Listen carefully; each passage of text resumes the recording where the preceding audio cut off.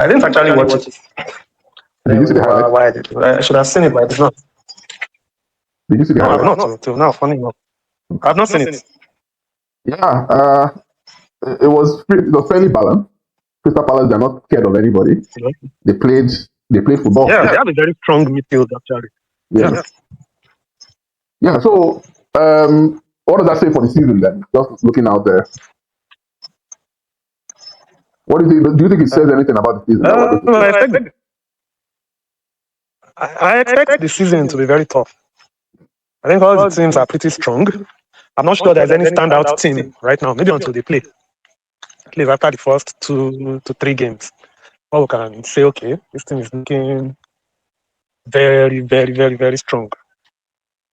Right. So, that's okay. So, today we are discussing, and in fact, it's a very good segue because we're talking about PSR.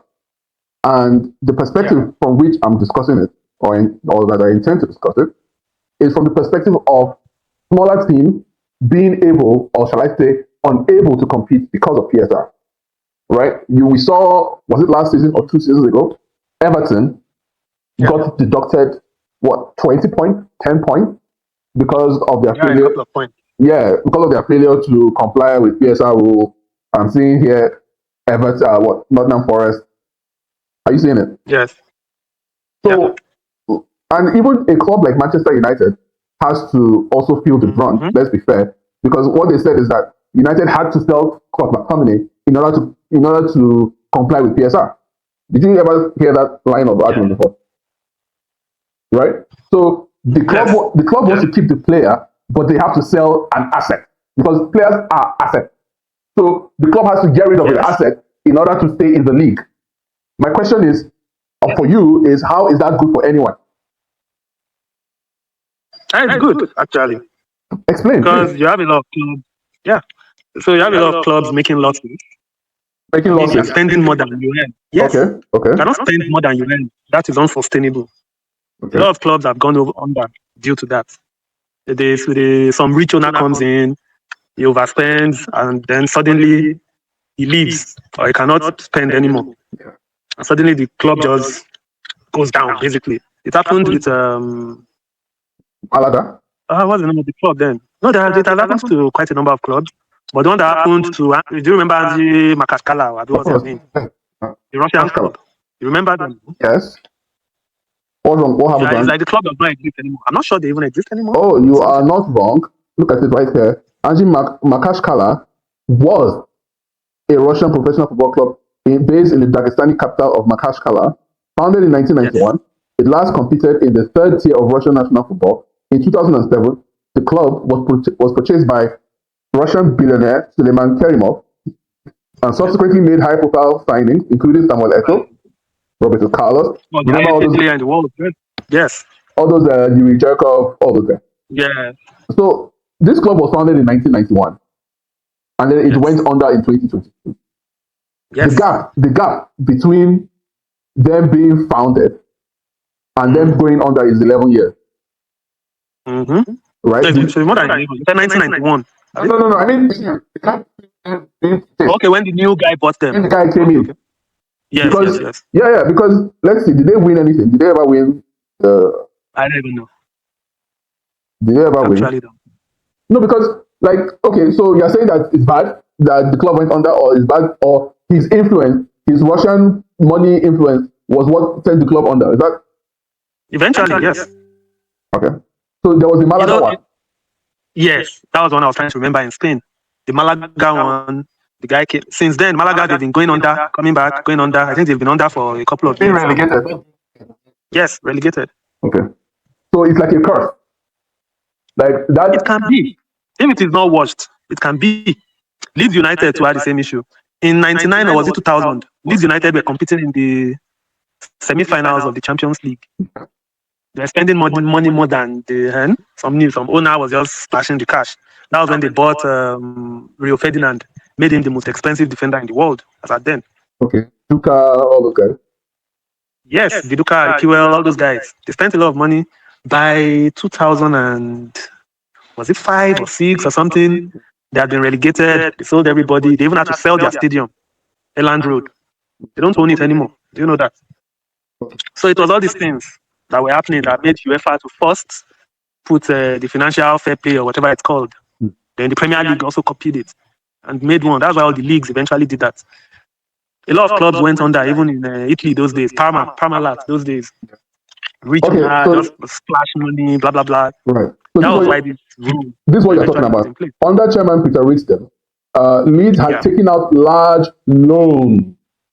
Yes. Large loans against the prospect of the share of TV rights and sponsorship revenues on the Champions League qualification, right? Yeah. And subsequent progress in the competition. However, they narrowly failed to qualify for the Champions League in 2 successive seasons, and as a consequence, did not receive enough income to repay the loans.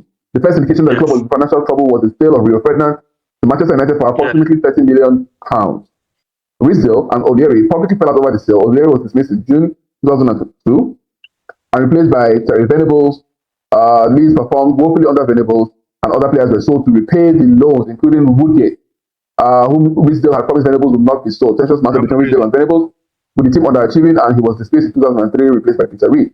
Ridsdale resigned from the Leeds board and was replaced by non-executive director, Professor John Mackenzie. At this time, Leeds were in danger of relegation, but managed to avoid the drop. In the penultimate game of the season, beating Arsenal 3-2 away with a late strike from Mark Viduka. Okay.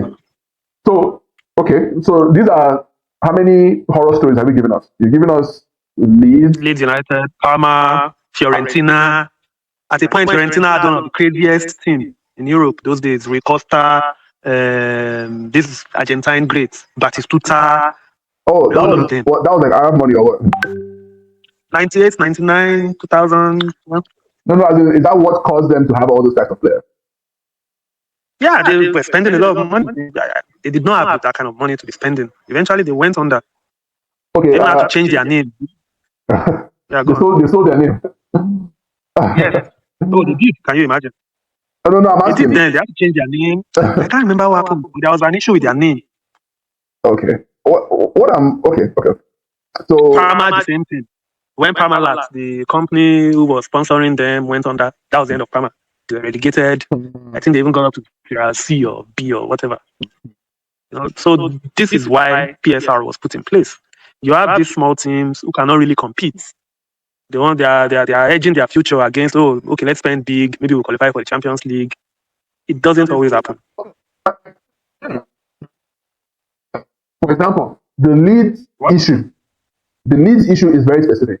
The guy, I don't know what his problem is, but he's taking loans against a prospective something. You're hedging your house. You're hedging your future against a prospective future. Against an outcome that you've not seen.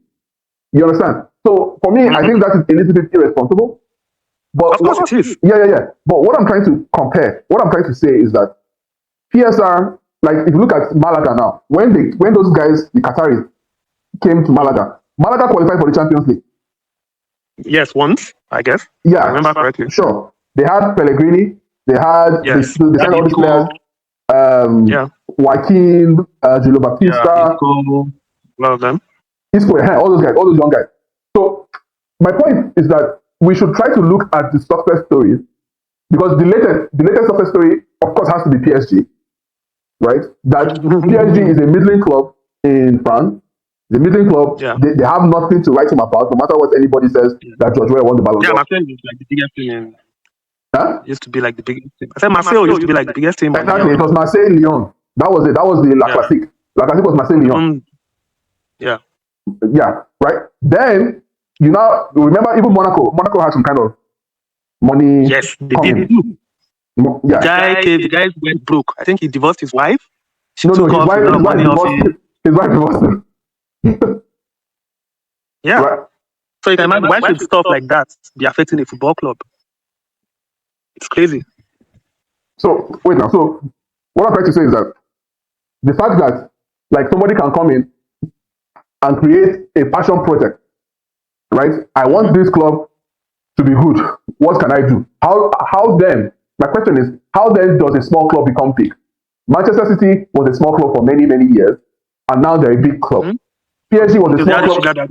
Exactly. PSG was a big club or a small club for many, many years. Now they are the best club, one of the best clubs in Europe, or the best club in Europe. So Chelsea, the same thing, right? Yes. So Chelsea, City, PSG. Okay, you're not wrong that those three clubs are not. You can't really weigh them against the other clubs. But what I'm trying to say is that there is no other way to challenge the hegemony of the bigger European club, right? Premier League used to be two teams. It used to be two teams, and it was always two teams. In the 80s, it was Liverpool, Everton. In the 90s, it was United, Arsenal. Then it became United, Chelsea. Then City comes in. You understand? So now, and Liverpool is like coming back, and now we're talking about, instead of talking about big two, we're talking about 4, 5, 6 teams. Big six. Yeah. We're not talking about big six, and that's not even including Newcastle. Yeah. So my question is, the fact that you now have, let's say, the Saudis and the Qataris and all these people trying to come in, what is wrong with those people coming into the club and saying, okay, let's invest. We don't care that much about profit. And that's actually the point I'm trying to make here, is that teams, football, and many other sports, they don't operate on profit for the most part. A profitable team, a profitable sports team is an exception, not the rule. You know that, right? No, but the big boys are usually profitable. There are not many. Yeah. There are not many. No, like if you look at Spurs, we can say that they're profitable, right? But how much do they spend to build that stadium? Look, that is not calculated into your actual debt, because you spent money on investment. That is usually borrowed. It's normal. It's not included in what they calculate for your PSR. No. No. I'm not talking about PSR right now. I'm not talking about PSR right now. What I'm trying to say, I know. I'm saying it's normal. If they're going to build a stadium with a long-term investment, and it's already showing for Tottenham right now. Yeah. They built a world-class stadium that brings in a lot of money, so it is still helping them. Okay. So you can have boxing matches in the stadium. Beyonce can come and sing. Rihanna can come and sing. Stuff, Madrid too is doing the same thing with the Bernabeu. Yes. Right? But what I'm trying to say is that is kind of the point. The point is that football in itself, by itself, is not profitable. Like, you can't just be Sunderland Football Club, Stadium of Light, you know what I mean? And then you are profitable. One, your fan base is small and shrinking because you're a small club. Because your people very few people have been buying tickets or season tickets for like 6 generations, and your club never won anything. I don't know if you get my point. And even the immigrants that come to your country, that come to England, they don't support the small team, they support the big team. Do you understand? So you can never see like a small immigrant community supporting Sunderland Football Club. No, it's the same working class people that have been supporting the club for generations. Amid rising cost of tickets and accommodation and everything and amenities. So one thing that our guys did, the Abu Dhabi people, Sheikh Mansour, was that they came in and said, okay, fine. In addition to investing in this football club, we'll also invest in infrastructure in City because it's Manchester is like a working class town.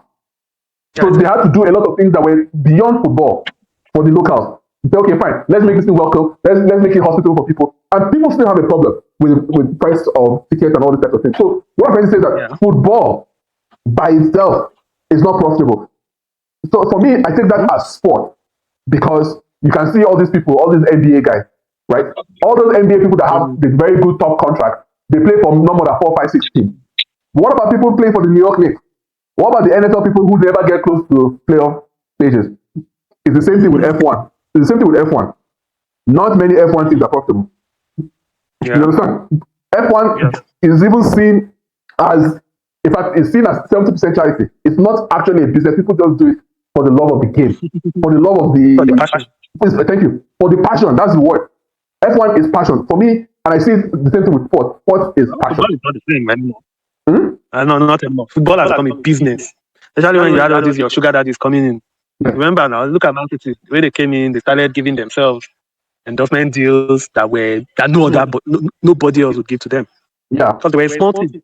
Yeah. These were the way they distorted the whole football landscape.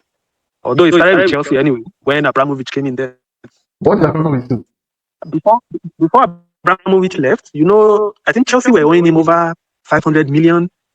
Because he was using his own money. He was using his own money to fund the club. Yes. So I think he put it down as equity or something. Something like that. And then they scammed him. So they were not profitable at all. Right. So despite their successes, despite the fact that they went and they won the Champions League, despite the fact that they did all these things, they are not successful. The club has grown to a global brand, and they are not still profitable. That's my point. Yes, because we're spending ridiculous money.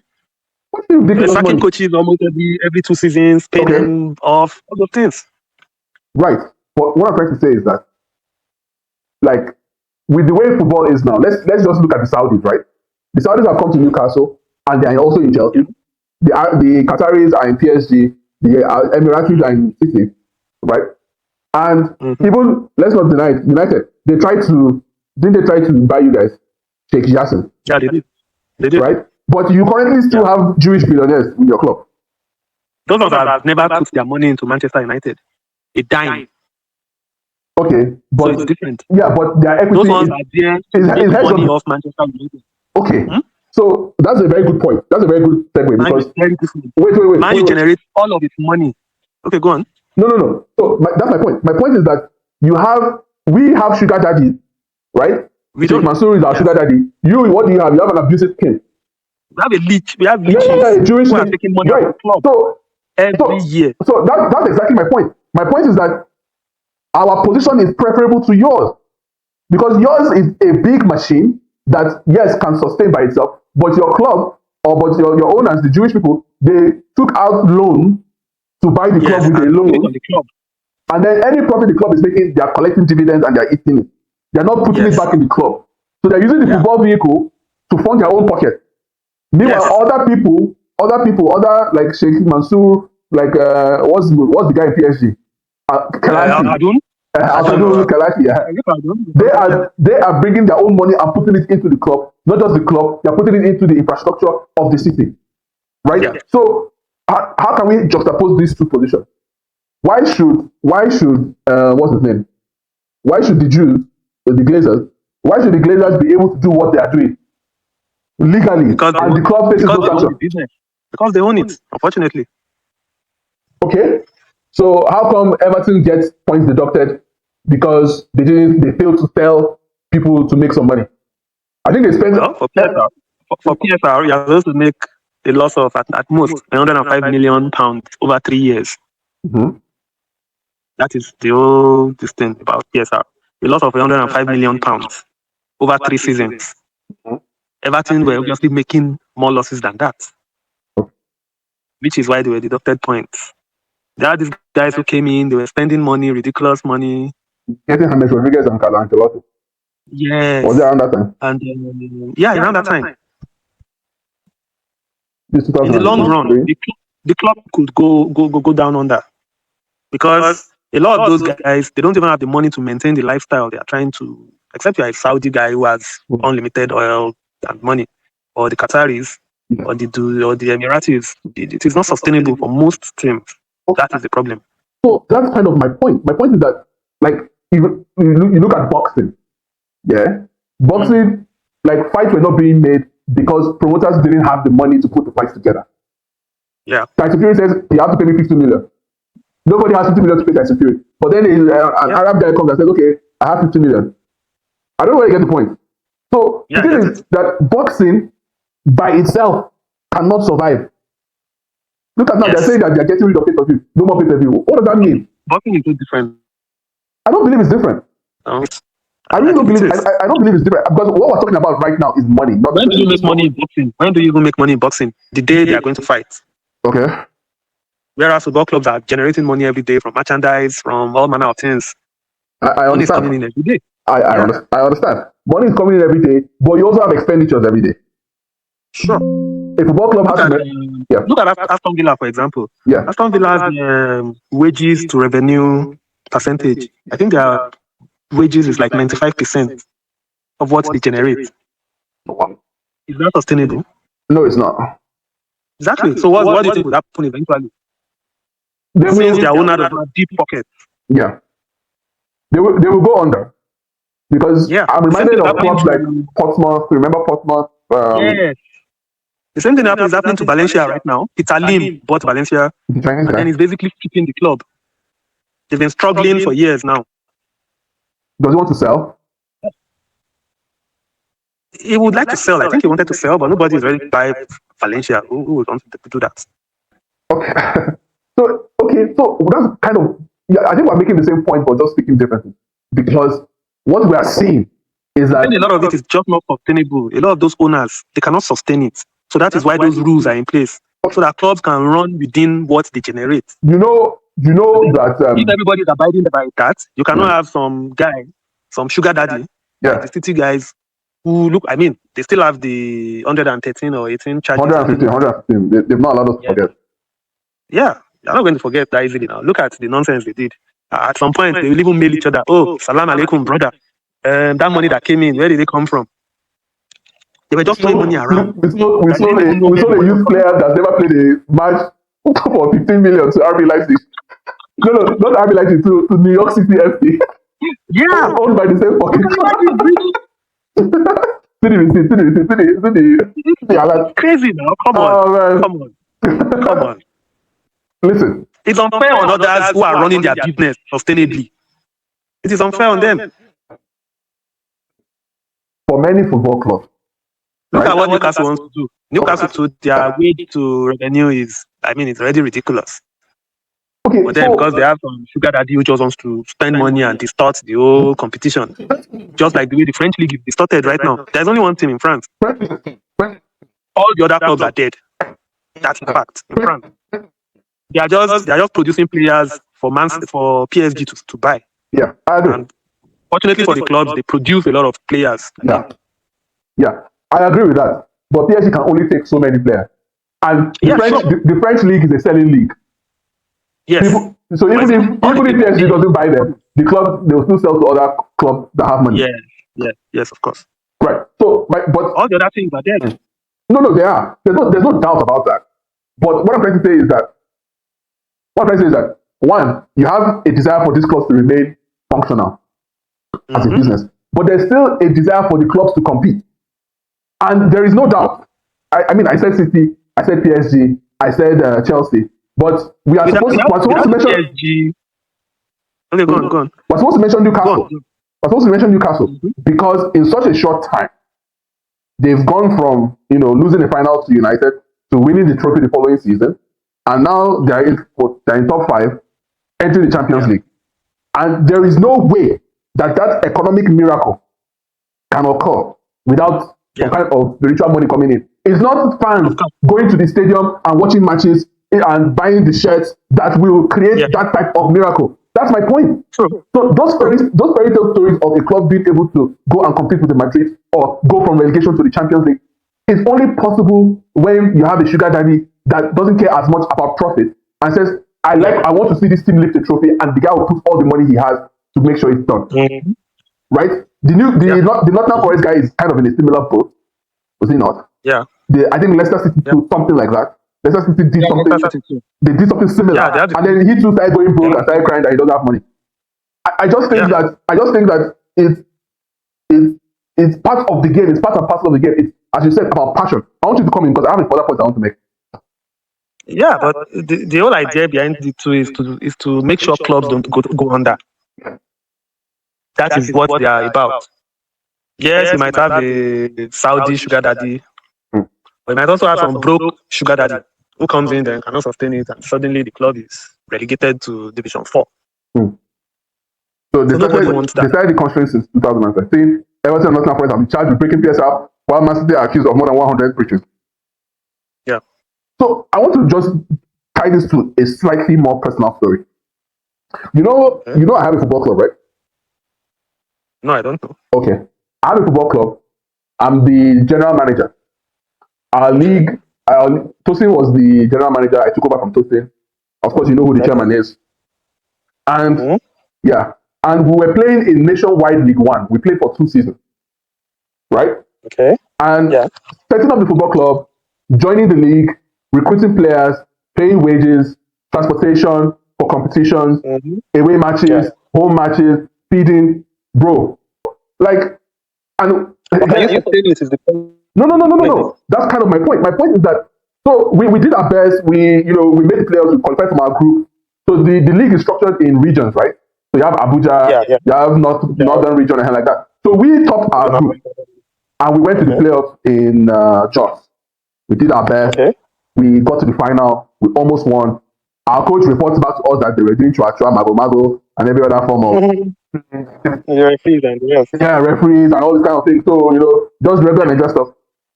Our sponsors, the sponsors of the league, did not send us our sponsorship materials until about 8 months after that season was concluded. So by the time we're starting the next season was when we're receiving the sponsored materials for the previous season. Yeah. Right. So Nationwide League One is under. So you have Nigerian Premier League, which is the top. Then you have Nigerian Championship, which is the second. Nationwide League One is where we are. So we're the third tier of football in Nigeria. And you can see how it's already a chaotic nightmare.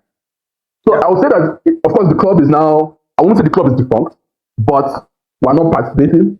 We've sold our place in the league because generally you have to buy your slot in the league. You have to buy your slot, and the slot can cost anywhere between 5 to 10 million. Exactly. So you get the point. So the point is that can come, and because we're talking about like Valencia and some other people. Okay. Some people, you understand? They said, okay, we want to come and look at the players. You have other academies trying to poach your players, trying to scout your players and attract them away from. So you have all these dramas. Let's say we continue for 2, 3, 4 seasons. What guarantee is there that we would have made money? Like we would have made a profit. I don't even want to make money. Let's just say break even. As I said, we put 30 million in before we kick the ball. Exactly. I don't make anything back. We don't even have a stadium. We just pay to play, to train. You understand me? So football. So me, I'm going to apply my scenario now, obviously to a larger scale, to the Premier League. You need a stadium. You need amenities. You need to maintain your stadium. Maintain the stadium is not easy. Manchester United makes all the money. Maintaining the stadium is hard. You understand? The stadium is old. No, I know. But yes, it was bombed by Hitler and all this other stuff. I get it. They rebuilt it. Yeah. So what I'm trying to say is that there is a lot of money, there's a lot of passion that goes into it, and profit should not necessarily be the objective. You understand? It's like how people. Then how does the business continue if there is no profit? I don't know. I don't know. And it explains their desire for the Super League. All these things explain the desire for the Super League. To make more money. But it's only going to favor a few teams. No, 1,000%. Big guys. But people already say that, why do they need to create a Super League? The Super League exists already. Because when you get to the quarterfinals of the Champions League around April, it's the same 8 teams that we see. Yeah. And it's the same 8 teams that have access to all that money. Yeah. You understand? So even when you go to a Club World Cup, a Club World Cup now, it's the same few teams that you're going to be seeing every 4 years, or even every year the way we're doing it before. So the Super League, a Big 6 in England is a Super League. A Big 2 in Spain is a Super League. Because the league is contested between these two teams. Why should we spend all this money? That's what parents are saying. Why should we spend all this money traveling to 19 other places to play football when the only matches that matter are the 4 matches we play against Barcelona? That's the meaning of the Super League. Yeah. Let us create a league of 16 people that will just be playing ourselves together. So we only have to travel 15 times a season or 30 times a season. You understand? Home and away or whatever. Yeah. We'll travel only 15 times a season and we make all our money and we'll be happy. Yeah. So these are responsive to the rising cost of football and to the idea that you're not allowed to have a sugar daddy that will come and be funding your lifestyle. Yeah, but not everybody will get a sugar daddy. So that means just a few people have sugar daddy now. Just a few. So what happens to the rest? Well, if you want a successful league, you need strong teams. At a point, the French league did not even have a sponsor when their league started a couple of seasons ago. Who wants to watch a league where only the Qataris are balling? That kind of thing. Like when they're being sponsored by like McDonald's or something, or Pizza Hut. Or exactly. Uber Eats. Like when I saw Uber Eats, I'm like, come on, man. Uber Eats really? Uber Eats is crazy. Exactly. So the regulators of the league, they want a strong league, especially England. The only reason the English league is this rich is because You have a lot of strong teams that are competing. Why are they strong? Well, of course, there is the usual hype for the English and all that. But then when you have a league where, if Man City, for example, were winning the league every season, the way Celtic does, or the way Bayern does in Germany, I don't think sponsors would spend as much money on the league. I just don't see them doing that. So everybody needs a strong league. You need a strong league to sell. To sell all the drama, to sell all the narratives and all that. A strong league is dependent upon having as many teams competitive as possible. Yes. Now, how does... But you also don't want to cripple the others when a Saudi guy who has all the money in the world suddenly comes in. I would call it a double-edged sword, because how does Newcastle break into the top 5? How do they do that without a Saudi league that can say, okay, fine, we'll sign Sandro Tonali for 70 million. Fine, we'll sign Bruno Guimaraes. Fine, we'll get Isaac or whatever. Isaac for 50 million. Right. So how do they do that? Where does Newcastle get the money from? Where do they get the money to invest 70 million in one player on a 5-year contract? Where? And as you rightly said, the salary is going to be crazy because Tonali has to leave Italy to come to England, meaning that the money has to be worth it. Yes. Because Italians don't leave Italy unless the money is serious. So now their wages are very close to their income or whatever the ratio was. And now you have a question mark. You have a problem.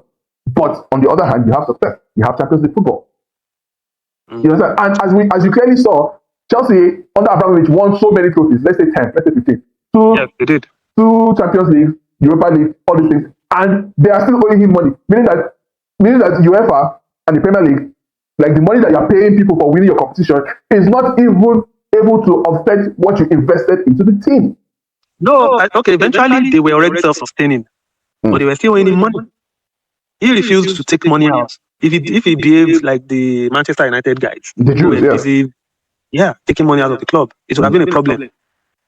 But the club was already even self-sustaining and all that. Okay, but they're owing him, but they're still owing 500 million. But they're still owing him, yes. So that's kind of the point. The point is that someone just has to take an L. Someone just has to hold that L, because success costs not just money; it also brings debt.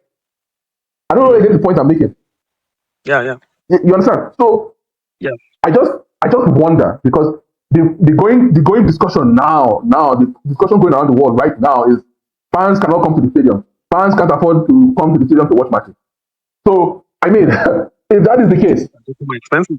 Yeah, if that is the case, you cannot even watch on TV at home. Thank you very much. Thank you. Viewing, broadcasting. You can't even watch on TV at home. And what I heard, I don't know how those guys are coping. I heard that in the UK, you have to subscribe to like 4 different subscription services in order to be able to watch all the matches. Yes, because let me see, Sky, they own part of it. I think, is it CBS? Yes. Or one of the other guys. They own some other matches. The way they split the broadcasting. I think BBC too. They probably. No, I don't think this is. But whatever the case may be, we know that a football fan today cannot watch all his matches unless he pays insane viewing fees to like 3 or 4 different platforms. And it's over £1,000. I mean, for season tickets. Okay. You understand? So one, it means that they're not making money from that. What they're making money for, the club is making money from the broadcasting. You understand? Yes. And obviously, the broadcasters will know how to collect their money from the consumer. But in the end, it's still the consumer paying the price, and it's getting less value. Yeah. So, so the point is, football in itself is not sustainable. Well, which is the point. Yeah, which is the point I've been making from the beginning. What I'm making from the beginning is that maybe for some. Yeah. Football by itself. Well, I think a couple of years ago, all the clubs were financially okay. Okay. Like everybody was basically making profits, maybe except the so much. And I remember when we used to talk about Arsenal. PSR has actually helped the team. PSR has actually helped. It helps smaller teams or bigger teams? Everybody. Because the big teams too stupid a couple of times. Look at Madrid now. Yeah. Me, I think that the PSR and all those rules, I think like remember when Madrid they borrowed money? No, it's well known. Yeah. They borrowed money. Yeah. bank those players. They could actually not afford it. They went to borrow money To buy who? to do what it is doing. Wait, they borrowed money. Who did Buy a car. money to buy who? Ronaldo now. No fucking way. That's funny. Oh, that's funny as fuck. But they bought Kaka and like Negredo and Benzema all in the same window now, right? Look at what is even happening to Barcelona right now. They cannot even register Rashford. This is one of the biggest teams in the world. They generate over 800 million euros, but still they cannot register. And what I'm saying is that rule is bullshit. That's my point. And all this nonsense of profitability and sustainability, I think it's bullshit. That makes clubs to be sustainable. Why you can't spend within your budget? Any business, because whether we like it or not, food now business. If you don't spend within your budget, you go down. That is the truth. And Barcelona almost did. I just think that okay. So now they've signed Rashford. They've signed Rashford on a loan deal, and they cannot register him for the league. So what should he be doing? He should just be sitting down or terminate the loan. No, they'll register him before the league starts. But they have to sell somebody. They're planning to sell some academy boys. No, they have academy boys they want to sell. You know, a lot of young players broke into their team last year. I think they want to sell Fermin Lopez or Casado. Those are actually good players, as a matter of fact. That's exactly what happened with Scott McTominay. Yes, no. Because what caused Man U's losses was lockdown and COVID. Okay. It was COVID-related costs. That was what messed Man U up. But the sponsors had to take their money back because there was nobody in the stadium. It's unfortunate. Sponsors that time. I get it. But like, so that was what actually messed Man U up, not the football operation itself. Like, exactly. Because sponsors did not pay what they were supposed to pay because nobody was watching them. And COVID affected everybody. So you can imagine COVID affecting a much smaller club. Bigger team. Yeah, it affected the bigger teams more. Right. I mean, these are big operations who needs their cash flow. Messi leaving Barcelona was it not because of this situation of the wage and the income? But the thing is that Barcelona had the money to pay. Did they not? They did. Okay. That they now have to start selling their future rights, their stadium rights, their name. I'm like, what is going on? Yeah, they sold everything. Who owns Barcelona? Barcelona is a publicly traded company. Is it publicly traded? Or is it just my trade? Yes, I think so. Yes. Owned by the fans or something. The way they do in Germany too. Okay, so it's publicly owned. The club supporters and members. Yeah. So they vote on those kind of things. So maybe they need to start bringing in that similar ownership structure to England. Maybe, but me, I'm just a fan of, like, you know how like they say, Dangote wants to buy Arsenal. Like my point is that ability for somebody to just say, you know what, this is a passion project. I want to make this team a top team. The way Abramovich did, the way they did for City, the way they did for PSG. It's usually on the others. But Abramovich came in, Arsenal could not win anymore. Okay. Arsenal were model students, doing well, not overrunning their cost and all that. They could not win anymore because there was the sugar daddy in town. Right, but and it's almost affected Manchester United. Of course. But Man U is just such a big team. It's too big to fail. I understand. But that's right. But the football should still speak for itself. And if let's say Arsenal we're on the losing side. Right. Let's say. So how is it fair on Arsenal? Wait now. Let's say you have the Qataris. Let's say a Qatari consortium comes to the league, and let's say somebody from Kuwait, Jordan, Oman, all these Arab guys, all these Arab Peninsula type people, they each all come and the Qatari comes to United. We have the Emiratis in City. Somebody comes to Arsenal. Somebody comes to, let's say, Crystal Palace, right? And you have all these billions coming in, and then I say, okay, fine, we have Saudi money basically, right? Instead of all these guys going to Saudi Arabia, come to the Premier League and come and show us your talent, come and show us your football. You are raising the profile of the club. You are raising the competition. Now nobody can say, City is going to win the League Cup. Nobody can say, United is going to win the FA Cup. Nobody can say it now because Newcastle came out and played football, and they are there, and even Crystal Palace too. I mean, they don't have a what's it called? So they don't have a sugar daddy. Someone invested in their club. Yeah, someone invested. They've even been stopped from playing Yes, the Europa League. exactly. So Crystal Palace has a sugar daddy. We just don't know his name. Because Yeah, but because of Leon. not a big sugar daddy. Because of Leon. I'm aware of the story. Another club. Yeah. So, and look at what the Leon guy did. Look at what the Leon guy did to Leon. Leon, they were taking money out of Leon to fund another club in Brazil. Botafogo. Yes. Millions of euros. Millions upon millions of euros. Taking it out of Leon to fund some Brazilian team. And Leon are suffering. But the guy would rather spend money on the Brazilian club, which is insane. The report came out now. I think it was last month. So, okay. So that's a way to conclude. So those are some of the issues. Okay. I agree that there are issues, but I think the central issue is money, right? And then equal to that central issue. You don't always get a good owner. That's the problem. Yes. So of course it's on the club and other people to do due diligence, because this Crystal Palace issue is actually an issue of due diligence. They did not do their due diligence to say, oh, you actually own Leon, and Leon is also going, because these issues came up in March, but it seems like they didn't think they were going to win anything, so they didn't think that it was going to be a problem. You understand? That's actually what happened. They didn't think that, oh, we're going to win the FA Cup and we're going to go to the Europa League and Leon, you understand? So that is purely their own problem. But what I'm saying is,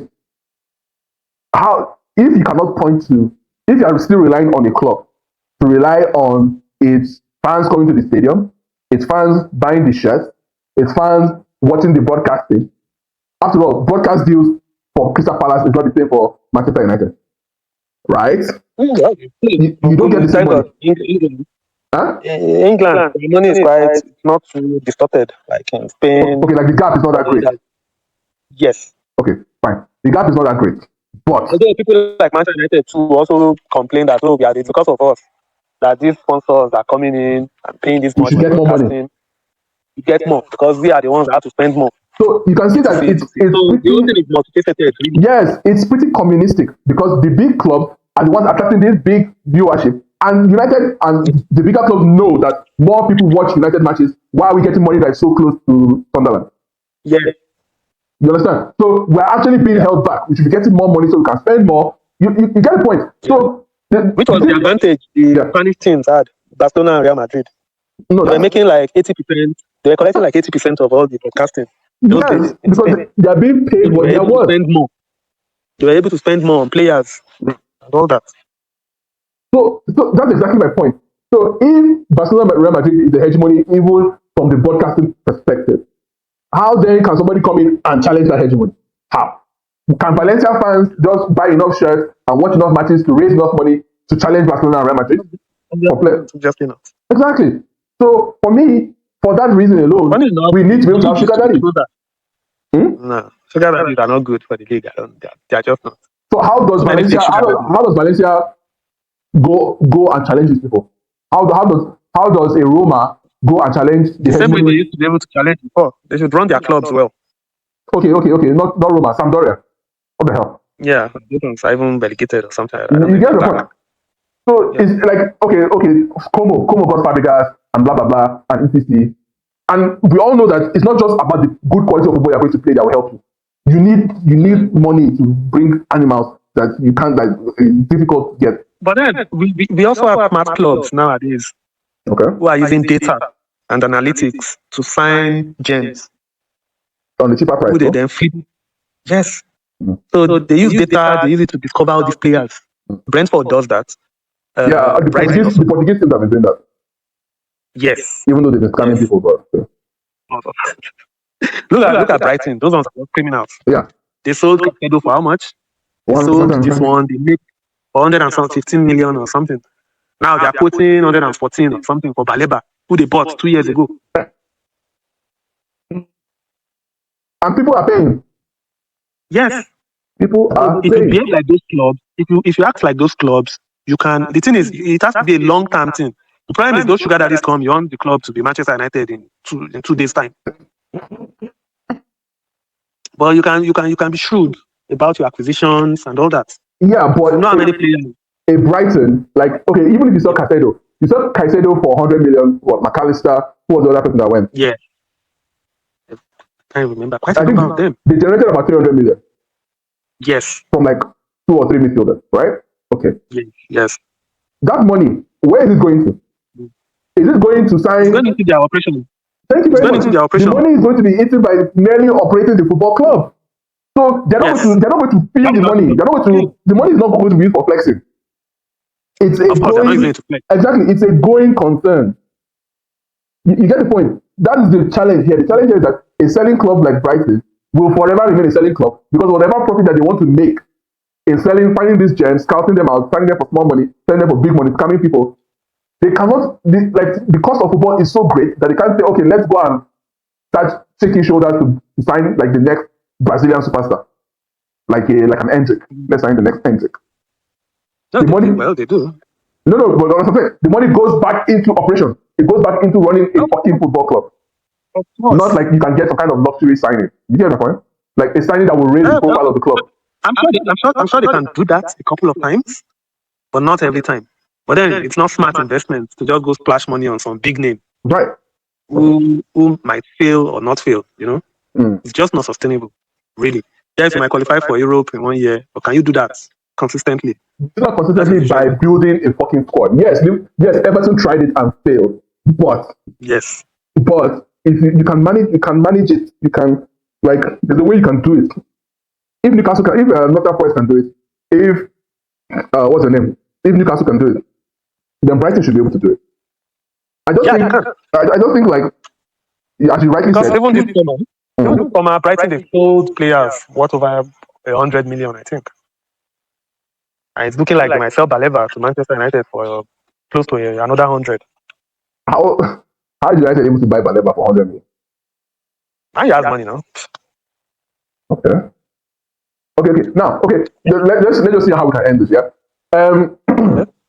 How is the wage bill of a club decided? Like, you all know that United's wage bill for their players is bigger than the wage bill of a fucking Brighton, right? I want to pick a club further down. Let's say a West Ham. United's wage bill is this. West Ham's wage bill is that. That goes to operations, right? That is within their budget. So how come? Yeah. So, like, what I'm trying to say is, what determines that? What makes it? What I know that Club A is bigger than Club B, but why is that disparity not being regulated? The same way they do in, like, let's say MLS, where they say you can't, like, your club cannot spend this much money on players, of course, unless it's Messi. Because because the idea is you're supposed to create an even playing field and then profits and wages. You understand? So how is that disparity allowed? Is my question. In football, well, it's allowed because the players also know that the club is making a lot of money.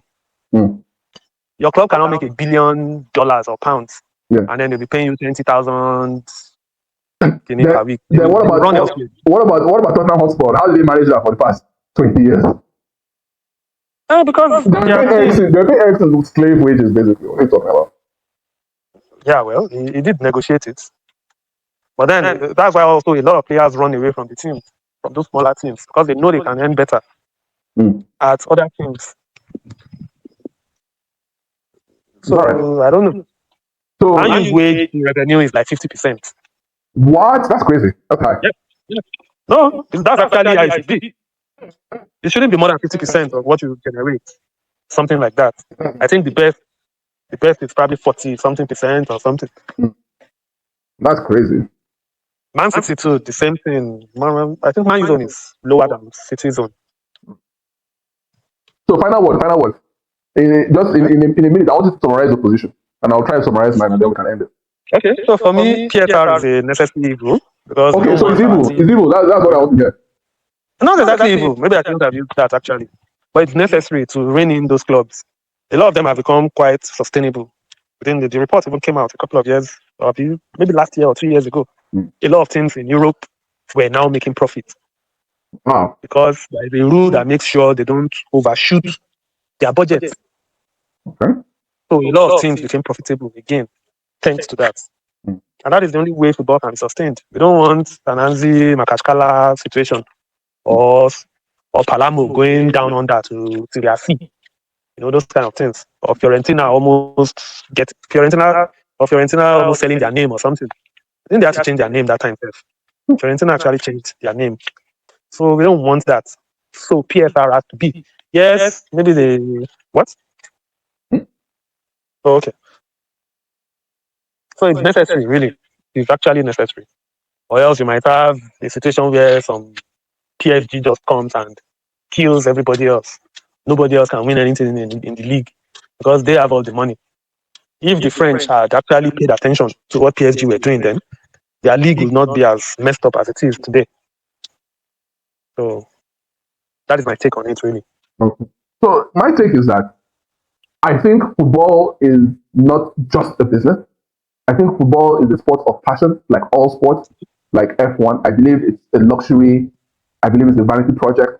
I believe it's just it's a sacrifice that people make that we've created because you have fans who have been watching football for the past, few generations. So it's something that goes on every year. It's like a religion. It's like going to church. The church doesn't make profit. The church just does enough to sustain. How is the church able to maintain its arches and maintenance? Because you have invisible sugar daddies, including God, who will keep a football club together, who will say, let's build a new stadium, let's buy this luxury signing, let's try and challenge for the Champions League, let's try to win a trophy. And you have benefactors, sugar daddies, who are able to come out and make sacrifices, put their own money in, or get money somehow, or they have money and maybe let's call it a vanity project. But they want this club to win. And we've seen examples with what's his name? With Abramovich at Chelsea, Sheikh Mansour at City, Al Nasser at Khalifi at PSG, and these clubs have been turned from mid-table clubs, relegation clubs, into big established European giants. So I think that it is good like PSR should be, I think it should be scrapped because it makes it a purely capitalist situation. If you cannot survive your financial injection, then you don't deserve the financial injection. Then you don't deserve to succeed, or you don't deserve to survive. So I think that prying into other people's books to find out, oh, what are you doing? How much are you spending on players? I think it's a breach of privacy. People should be able to run the football club the way they want. If the football club goes under, like some clubs have done, then those people should be accountable to the fans somehow. I think that's just my position because I think that the stories created by the money coming in and the impact that has done to the club, I think, is bigger than just remaining a mid-table club for life. Because that is the alternative to having these heavy restrictions on club. The restriction is that a club like Crystal Palace will always remain a challenger, or let's say a club like West Ham will always remain a challenger and never actually take that forward step. It will take a miracle. And I don't think we should wait for miracles. I think we can just ask a nice Qatari businessman for some help. The funny thing is, you only listed 3 clubs. Yeah. And Newcastle. That's 4. So, yeah, so it's to be 4 in all of Europe. Yeah. That does not make sense. I don't know. Just doesn't. Like, okay, but you do admit that those 4 clubs are well run. Newcastle is not well run yet. All right. Even PSG, they're only just beginning to drop their wage bill. They're spending over 600 million euros. And that is without Messi, Neymar, and Mbappe. I think it just started dropping now, maybe after those ones left. After Mbappe left. But before it was over 600 million. I think that Mbappe deal was unholy. Yes. They should be arrested for that deal, actually. And Mbappe 2024 it was over 600 million. Yeah, Mbappe was even saying that they're still owing him money. Yeah, they're owing. They are sued. I don't know how the case has ended now, but they refused to pay him some money because of the way he left to Madrid on a free. But it was also their fault because I remember Madrid bidding like 100 and something million, and they refused. Now, which same club you refuse 100 and something million euros for a player with a year left on his contract? Only a sugar daddy club. Oh, that's true. That is very, very true. I remember now because I think they bribed Mbappe. They said, we're going to pay you X money to sign to stay to the extra year, I think. Yes. Remember, they took him to have dinner with the president of France. Remember? Yes. With Macron and his lovely wife. Macron. Yeah. Yes. So no sane club was going to reject that kind of money. That's true. That was basically taking a loss for a player who was going to leave next year. Because is it really a loss? They bought him for almost 200 million. I mean, how do you lose a player like Mbappe for free? You knew he was not going to sign a new contract. Everybody knew it. That's true. The club he was going to go to next year, they said, okay, fine, take 100 and maybe 20 million euros. Let him come now. Yes. You should take it. But because you have a sugar daddy who does not care, I mean, when others in the country, other clubs are crying for 20 million euros, you said, no, I don't want to. And it was purely ego. That was why they did not take that. No, it was actually an ego thing.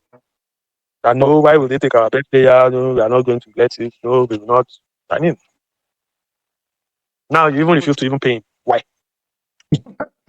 That's wrong. Because he's not our player. You're not playing for life. Why should we pay you? You're owing him for the contract, for the duration of the contract. So going, so pay up.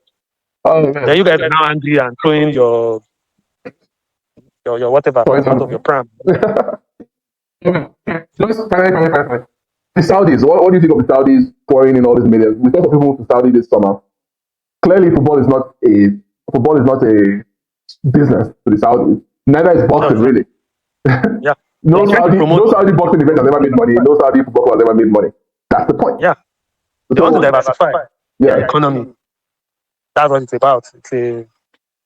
It's right, about, and their stadiums are empty. It's about turning Saudi to the next Dubai. That is what they are trying to do. Right. And you can everybody knows oil. You know, oil will not always be in the ground. Yeah. It will dry up at some point. Or with electric vehicles even coming up nowadays, oil will lose value someday. Yeah. So you need other sustainable. So you become a sporting mecca. Pardon the phrase. No. It's not a phrase. But it's what Saudi is trying to do now is to make Saudi look friendly. Yeah, to the outside world. Yeah. So people can come and look at how people trip to Dubai every year to spend money. Holidays, the football players go there, all those kind of things. Yes, oil is not even Dubai's. I don't think it is. I don't think it's their biggest money maker anymore. They've done the infrastructure investment. Yes. So that's what Saudi is also trying to do. Okay, so that being said, so football in Saudi is. So that's why they're also trying to host the World Cup. In fact, they're hosting it already. What? I said they're already hosting 2034. Exactly. So it's all these things they want to use. Right. So what I'm trying to say is that to them, football is not a business. They don't have any fucking PSR rules. Sign who you want, pay him what you want. Yeah. Like some people went like João Felix. Who else went to Saudi league? Yes. Look at the guy they got from Aston Villa to Al Nassr. Duran. Yeah, Duran. He's back in Europe on loan. I remember some other. I think Benzema wanted to come back to Europe too. Then. Yeah, Henderson is back. Darwin Núñez. Okay, he just went. Yeah, I know. But I'm saying Darwin Núñez, Theo Hernandez, João Felix, Firmino. Yeah. They're signing all these people. Yeah, all these guys. Laporte. Mm-hmm. So you can see that for them, football is not a business. They just have the money and they spend the money, and life goes on. An end goal. It's not about football for them. The football is just a means to an end. It is the end they are after, not football. So they don't really love the game like that. No, it's not about the game. They just know that foreigners like this game. So. Yes, let's use it to entice them to come to our country, to come spend their money here, to make the place seem like an investment or place we go for holiday, all those kind of things. So football is just like a product, just a marketing product, not actually a culture. It's not a culture. It's not. Yes. Okay, I see. It's a good distinction. It's a good distinction. So honestly, I love this conversation. I think the same thing the too are doing or did with buying PSG. Yeah. That's how they got the World Cup. They wanted to host the World Cup. Then they bought some French loser team, start using them to promote themselves. Yes, now that's what it's about. Would you have taken the Saudi money from Jackson? if you were on the United board, would you have taken the money? $6 billion or £6 billion for the club? Like with the investment and with all the things that come with Saudi investment, would you have taken it? Yeah. Well, being a board member is about the money for me. So yeah. No. Like you as a fan, and you're a fan that you're lucky enough to be on the board, and you see this Qatari guy coming with his money. Do you think it's best for the club to have taken that money? Yeah, it is actually. I think that concludes the discussion. Because that is United's only way back into the top big time. No, that's a lie. Okay. That's not. Man U is still such a gargantuan club. Yeah. You still have stupid money. They just need to spend it effectively. When then do you want Sheikh Jassim's money? When then do you want his money? When then do you want Sheikh Jassim's money? Just for why not? After all, Man City has stupid money too, so why not? But outside of that, they don't need it. Man U does not need any Saudi money to run itself. Actually, like if you can collect Sheikh Jassim's money and sign Neymar, you're good. Sign Neymar. Yeah, Neymar now. Who is Neymar? Is this 2012 or 14 or 15? There are no big names anymore. I didn't even check the calendar, man. Wallahi, football is fucking gone, bro. There are no names. There are no names that you call. Like, dude. There's no Ronaldo anymore. Yeah, we played Palermo, for their 125th anniversary. And do you know who the coach of Palermo is? I have no idea. Inzaghi, like the offside Inzaghi. Oh, I was like, football is dead. Like, and the guy is sitting next to Pep, and he's talking to Pep like they're equals. I was like, oh my god, football is so dead. Football is so fucking cool. Like, this guy that would never touch Palermo with the back of his asshole is sitting down as the manager of Palermo and talking to Pep as though they're mates. It's like, oh my god. like the fact that we didn't even know that. Like, because that's how, you understand, that's how much football is dead. The crying shame. Thank you so much. Maybe the Italian league is also dead. Oh, join. I mean, Italian league was the shit, like Shevchenko, all those days. Adriano, this is the biggest league in the world. Come on. Like, we watched, I think it was the Calciopoli incident that kind of took them down. Let's be honest. No, they're already on the ground. Almost 2000, Parma had failed, Fiorentina had failed. Right, but I mean, like, AC Milan was still kind of dominant. AC Milan was still playing Champions League finals, Juve, all these guys. Yeah. Anyways. So that being said, thank you so much, Il Toro, for joining me. Shout out your stuff. My people will want to follow you wherever you are. Yeah, I'm Sean Mike on Twitter. Or X, as they call it. I don't know how to call it X. Yeah, nobody calls it X.